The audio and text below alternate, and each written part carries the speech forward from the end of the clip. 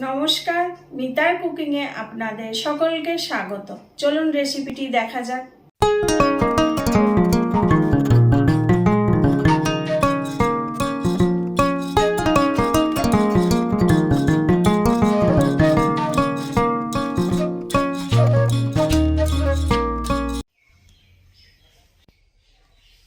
চলে এসেছি বাইরে রান্নাঘরে রান্না করতে। এখন দুপুরবেলাকার রান্না করছি। তা এখন রান্না হবে কচুর শাক দিয়ে চিংড়ি মাছের রেসিপি। তা কচুর শাক করতে যা যা উপকরণ লাগে আপনাদের দেখাচ্ছি। এখানে আছে কচুর শাক, আমি ভাপ দিয়ে ফেলে দিয়ে জল ঝরিয়ে নিয়েছি। এখানে আছে 200 গ্রাম চিংড়ি মাছ, ছাড়িয়ে লবণ হলুদ দিয়ে আমি সিদ্ধ করে নিয়েছি। এখানে আছে লবণ, আর এখানে আছে সর্ষের তেল। কচুর শাক রান্না করতে যা মশলা লাগবে আপনাদের দেখাচ্ছি। এখানে আছে হাফ চামচ হলুদ গুঁড়ো, হাফ চামচ কালো জিরে, 7-8টা কাঁচা লঙ্কা চেরা, আর বড় একটা রসুন, গোটা রসুন ছাড়িয়ে আমি থেতো করে নিয়েছি। প্রথমে উনুনটা আমি জ্বালিয়ে নিচ্ছি।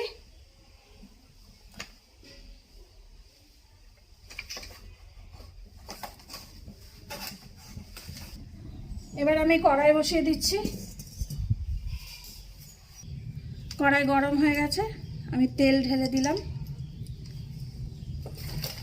তেল গরম হয়ে গেছে, কালো জিরে ঢেলে দিলাম।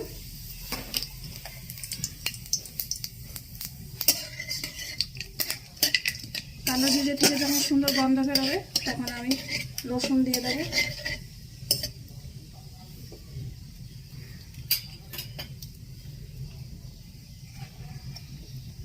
রসুন কুচি দিয়ে দিলাম, কাঁচা লঙ্কা দিয়ে দিলাম। এবার একটু ভালো করে নেড়ে নেব। বেশি ব্রাউন করব না, হালকা ব্রাউন করব। এবার আমি চিংড়ি মাছ দিয়ে দেব। চিংড়ি মাছ দিয়ে আমি 2 মিনিট নেড়ে নেব।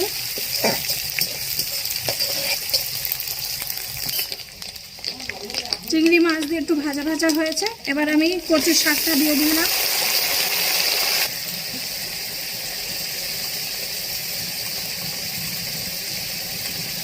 এবার আমি হাফ চামচ লবণ দেব, আর হলুদ গুঁড়োটা এখনই দিয়ে দেব। দিয়ে শুধু ভাজা ভাজা করবো এটাকে। যতক্ষণ জল থাকবে ততক্ষণ আমি এটাকে ভাজা ভাজা করব। 5 মিনিট পর আপনাদের দেখাচ্ছি। 5 মিনিট পর আপনাদের দেখাচ্ছি। এখনো এখানে রস রস আছে, এখন এটা ভাজা ভাজা হবে। আর কচুর শাক হাই হিটে রান্না করবেন, নাহলে জল উঠবে কচুর শাক থেকে। এখনো কিছুক্ষণ এটা ভাজা ভাজা হবে, ভাজা ভাজা করে আপনাদের দেখাচ্ছি। কচুর শাকটা ভাজা ভাজা হয়েছে, আর এখানে জল নেই কচুর শাকে, একদম সুন্দর হয়ে গেছে। এবার আমি নামিয়ে দেব। কচুর শাক যত ভাজা ভাজা হবে তত খেতে স্বাদ লাগবে। হয়ে গেছে, নামিয়ে নিচ্ছি।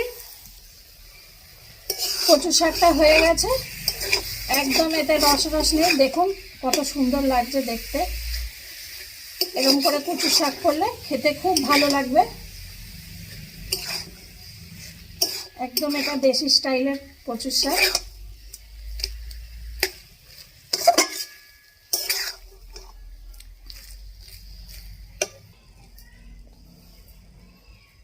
এবার আমি প্লেটে ঢালছি।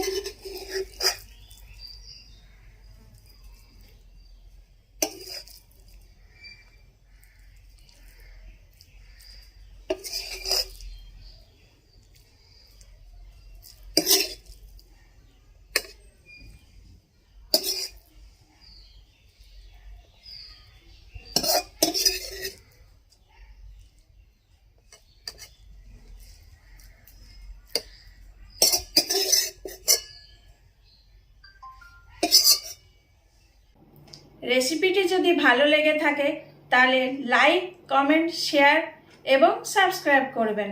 আর যদি ভালো না লাগে তাহলে ডিসলাইক দিয়ে কমেন্ট করে জানাবেন। সকলে ভালো থাকবেন। আসি তাহলে।